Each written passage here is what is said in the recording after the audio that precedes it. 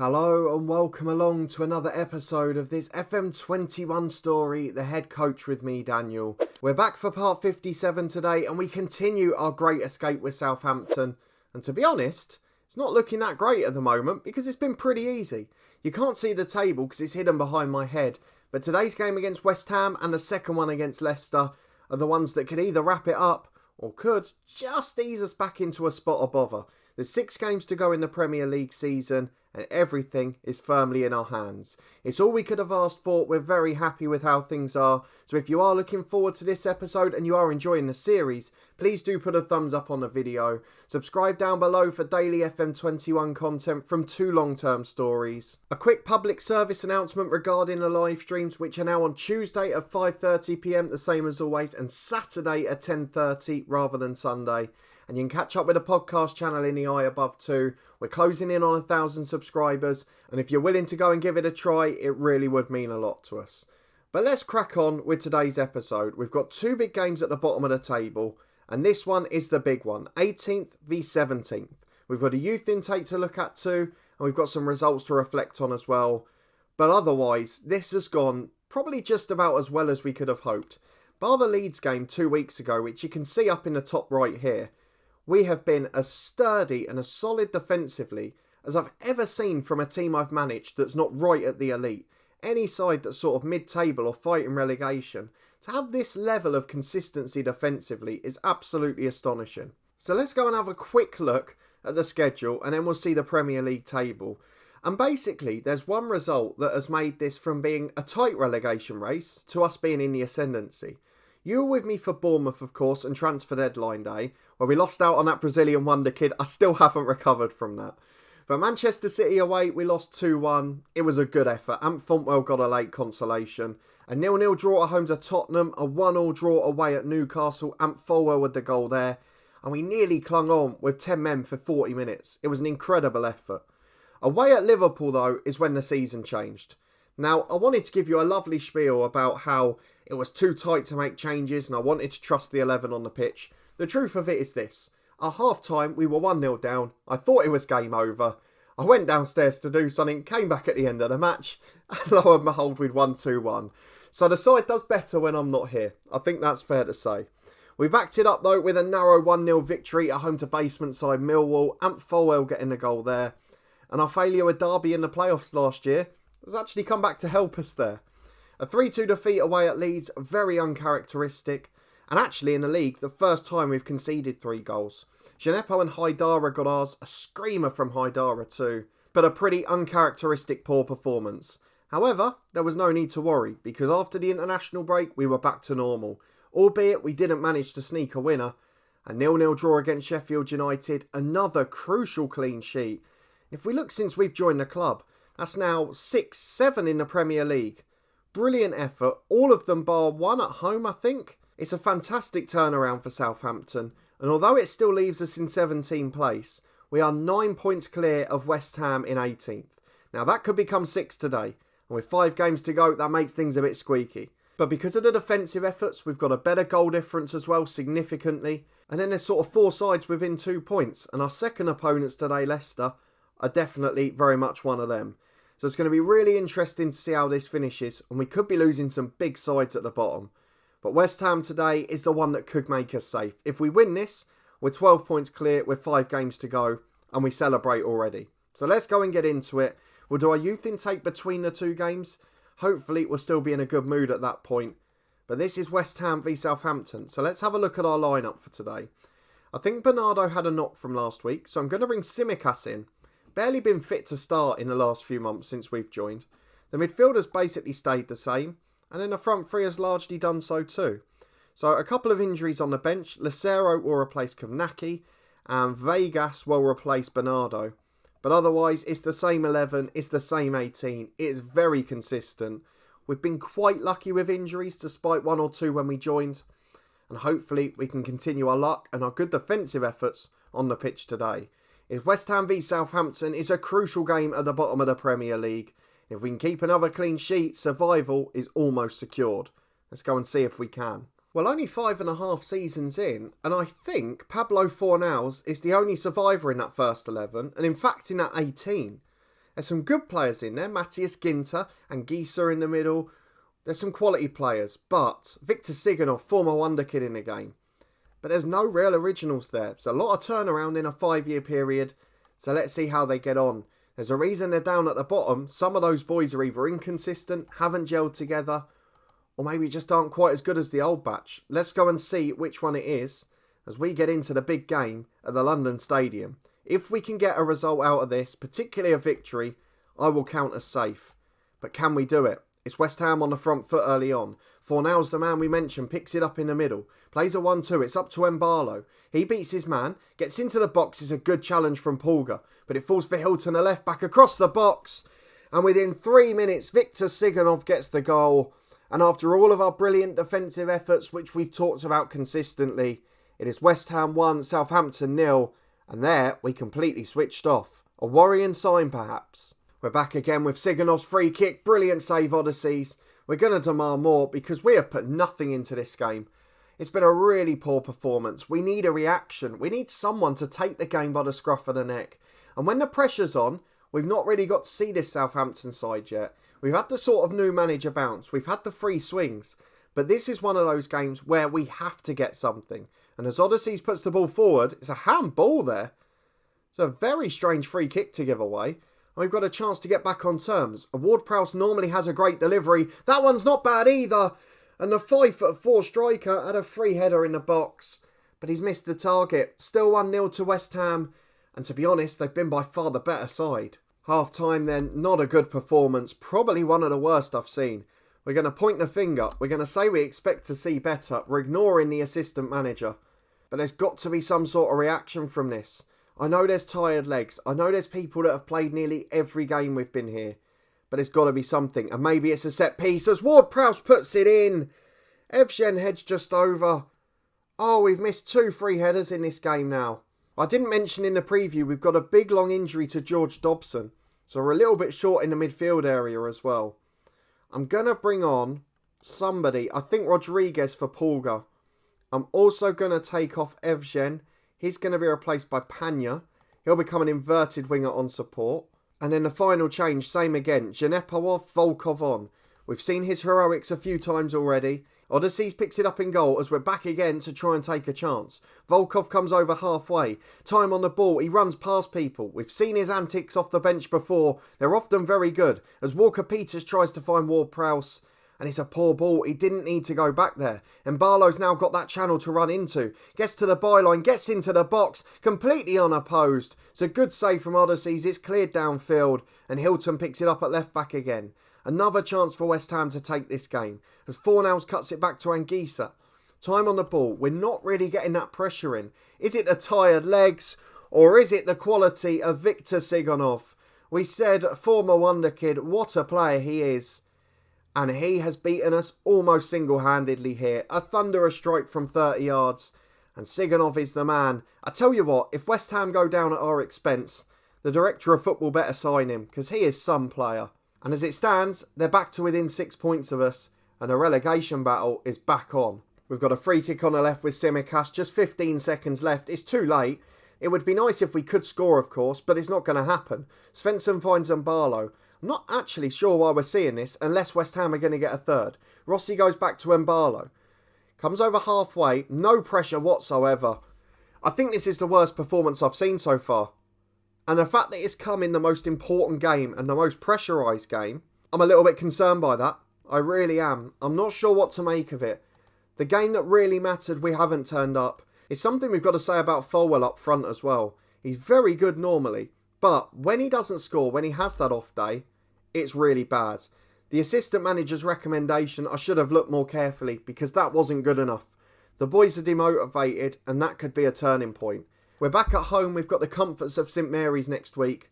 And in fact, it's only 4 days' time. We've got Leicester City and it is a massive game at the bottom of the table. Win it, again, we're virtually safe. If we lose it, we're in big, big trouble. Here we are then, it's another massive game and we have got to bounce back. Looking at the rest of our fixtures, after this we have got 2 horrific ones.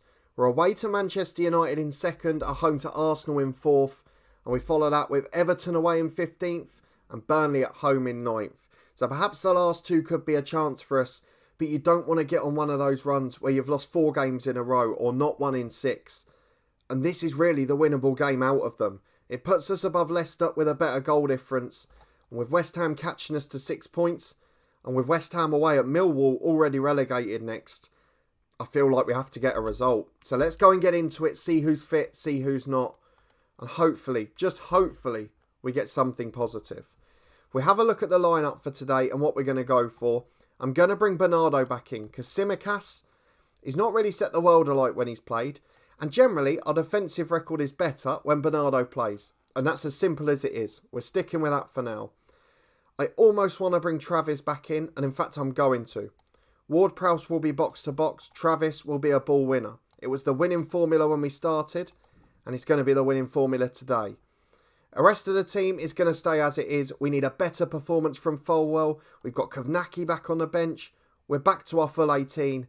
Just Rodriguez really, who's not quite there. So Gilligan on the bench scored that screamer at Anfield in the Cup, and the rest of the team stays the same. So Travis into central midfield. He comes in for Haidara. And we've also made the change at left back with the returning Bernardo in for Tsimikas.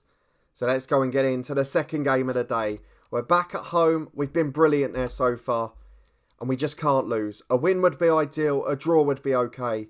But we cannot give Leicester the 3 points. Again, not many of the originals still at Leicester. Really only Ndidi and Maddison that I can see. But a lot of quality players. Cody, Catrone, Loftus-Cheek, Nabry. It's a very good side. Lima even at right back. Eric Garcia, the former City centre-half. Why has it gone so wrong for them? What are they in a relegation battle for? As it is, we're going to pump the fist. Get the boys to prove a point. Get them back on side. We've gone for mentality over quality today. And I hope that will show. We need one of those gritty 1-0s like Bournemouth and Watford if we're to make sure we're in the Premier League next season. Let's go and see if we can do it. Leicester have had a good start, but no highlights yet. That's all we need. Well, we've reached the half an hour mark with no highlights, which could be seen as a good sign. But the fact that Leicester have got it now is a worry. As Jorgensen in the middle picks it up to Lookman. Dropped a bit deeper in his older age. Lookman comes across halfway. Still got the quality though. Nabry's out with him on the right. Instead he's going the whole pitch alone. Beats absolutely everyone. Gets into the box. That is stunning. Lookman has run the whole pitch. He's dropped it back into Maddison who scores. And we're in relegation trouble. We got too excited too soon. We thought we were out of it in truth. And now, with 10 minutes to the break here, it becomes essential we nick a draw. I don't really see where it's coming from though. Leicester have been the better side. We've not had one attacking highlight in 45 minutes. We're in trouble. And you better believe it, this is still a scrap. Let's go and talk to the boys at half time. We're going to point the finger. We're going to say we're not angry, we're disappointed in them. We get a reaction out of most. Folwell has completely dried up mentality-wise. Might be a wonderful young player. Might be a wonder kid. But he has not got that mentality. Says he's fairly determined. Can't like the big games though, can he? Right, we've got half an hour to go. I'm going positive and I'm making changes because we have been atrocious. So let's go and get the anxious boys off. Kovnacki comes on up front. He's motivated. Folwell goes. Travis comes off in the middle. On comes Haidara. He's going to become a box-to-box midfielder, give us a bit more attacking intent. And on the wings, Evgen has picked up a knock off the left. He's going to be replaced by Volkov. We're going to go Volkov on the right. We're going to go Djenepo on the left. He'll be an inverted winger. We'll try and get on the front foot. But I don't see where the goal's coming from. We've still not seen anything going forward in this game. The anxious boys are off. I just don't know. I don't see where it comes from. Will it be a set piece as Ward-Prowse puts it in? Doesn't even beat the first man. Falls for Walker-Peters on the right back area. Over the top, there's nobody there but Volkov. Gets in and scores, but the flag's up. Oh, VAR and the late flags are doing my head in. What a time for it. We're checking for it. We know it'll be off. And there we go. 1-0 to Leicester City still. And our first attack ends with VAR ruling the goal out. We've got just over 10 minutes to save the game. Walker-Peters throws into Volkov. Can we nick that goal? Haidara in. Kovnacki shot's blocked. It's cleared away as far as the centre-half. But it's just not coming, is it? We've been the better side since we went positive. Since we made the changes. We've got nothing to show for it. And the ball in finds Maddison. And he scores just like that. How is James Maddison winning a header against a 6-foot centre-half?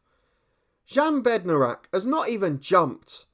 How tall are you? Bednarek is 6'2", commanding in the air, and he has lost the header to James Maddison, who albeit isn't the shortest bloke in the world, but he's 5'9", he's got no aerial ability, and he's outjumped him.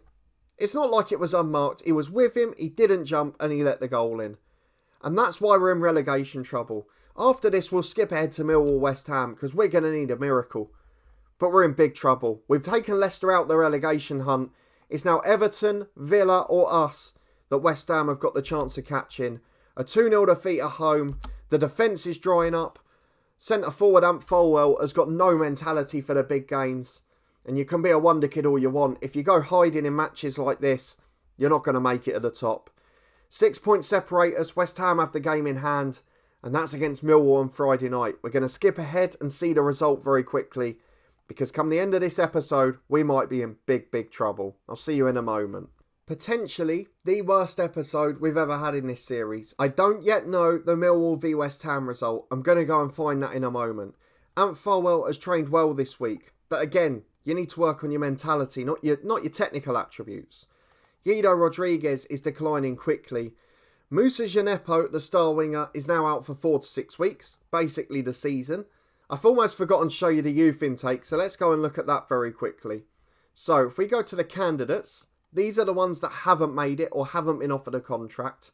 Wasn't perhaps the best one in the world, but there were some good players in there.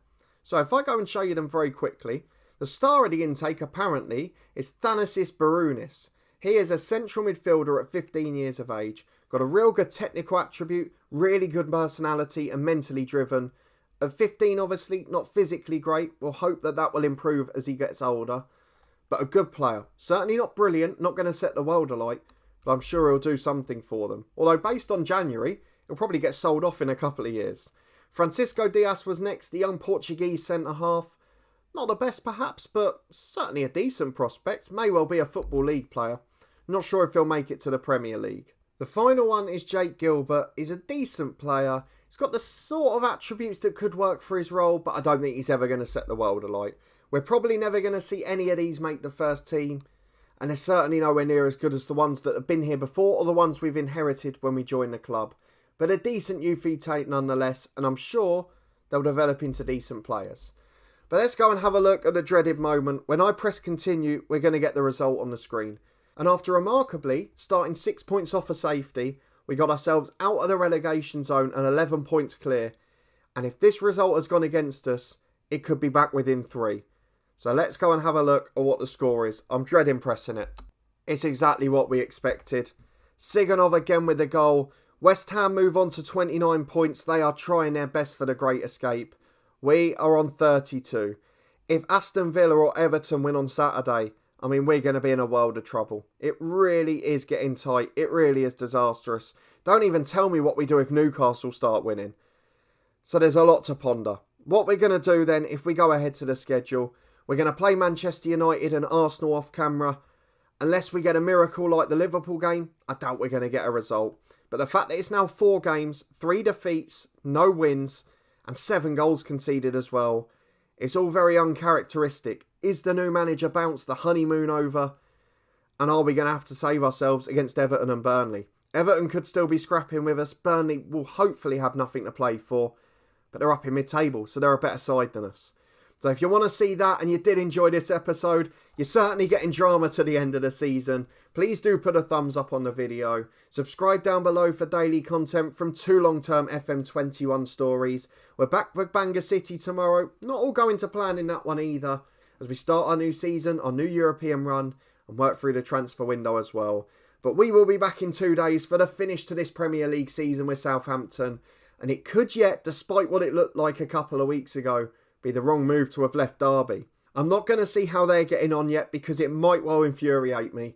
But we'll go and do that in the next episode as well, because it is going to be a big one. Let me know in the comments here if you think we'll survive, and we'll see how many of you are right in 2 days' time. You can catch up with all the playlists in the eye above if you've missed any of the action. The podcast channel's up there too. And we're closing in on 1,000 subscribers, so your support would be immensely appreciated. But a big thanks for watching this one, for supporting this series and this channel as always. And I hope to see you next time for a dramatic end. And hopefully it won't be an anticlimax for Southampton. I'll see you next time to find out.